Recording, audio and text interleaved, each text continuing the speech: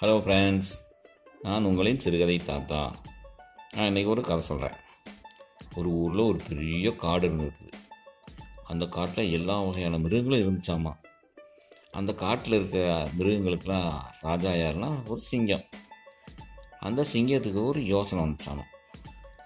அது ஒரு நாள் எல்லா மிருகத்தையும் கூட்டி வச்சு அந்த யோசனையை சொல்லிச்சு. என்ன அப்படின்னா, நம்முடைய மிருகங்கள்லாம் முன்னாடி மாதிரி கலகலப்பாகவும் உற்சாகமாகவும் இல்லை, எதையோ பறி கொடுத்த மாதிரி சோகமாகவும் மனசு இறுக்கமாகவுமே இருக்குது. புன்னகையும் சிரிப்பும் நம்மகிட்ட மறைஞ்சே போயிடுச்சு. இனிமே தினந்தோறும் காலையில் நம்ம மிருக சபை கூடும். அதில் ஒரு மிருகம் தினம் ஒரு மிருகம் ஜோக் சொல்லணும். அந்த ஜோக் எல்லா மிருகங்களும் சிரிக்கிற மாதிரி இருக்கணும்.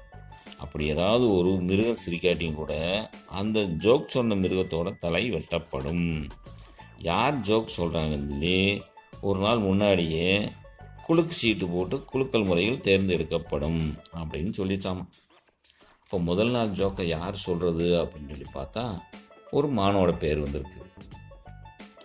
அந்த மான் மறுநாள் காலையில் சபையில் தன்னோட ஜோக்கை சொல்லி முடிச்சிச்சு.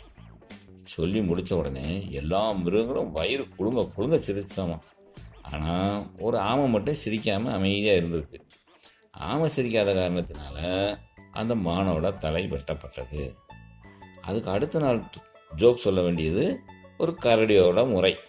அந்த கரடி சிரமப்பட்டு தேடி எடுத்த ஒரு ஜோக்கை ரொம்ப அழகாக எடுத்து சொல்லி முடிச்சிருச்சு.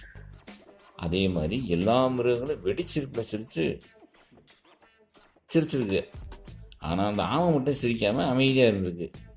அப்போ உடனே நினைச்சாங்க, ராஜா பார்த்த உடனே இந்த கரடியோட கழுத்தை வெட்டிருங்க அப்படின்னு சொல்லி வெட்ட சொல்லிட்டார்.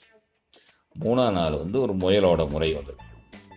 அந்த முயல் ரொம்ப பயபக்தியாக தான் சேகரித்து கொண்டு வந்த ஜோக்கை சொல்ல ஆரம்பிச்சிச்சு.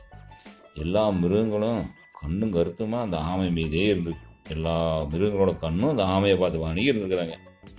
அப்போ முயல் ஆரம்பித்த உடனே ஆமை விழுந்து விழுந்து சிரிச்சாமா. யாருக்கும் ஒன்றும் புரியலை. சிங்கம் கேட்டுச்சாமா, என்ன ஆமையாரே, இன்னும் ஜோக்கே சொல்லலை, அதுக்குள்ளே என்ன புரிஞ்சிருச்சுன்னு சொல்லி சிரிக்கிறீங்க அப்படின்னு சொல்லி கேட்டுச்சாமா.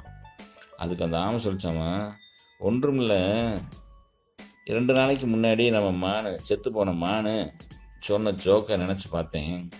என்னால் சிரிப்பு அடக்க முடியல, அதை விழுந்து விழுந்து சிரித்தேன் அப்படின்ச்சாமா. ஆகா, என்ன அருமையான ஜோக் அப்படின்னு சொல்லிச்சாமா.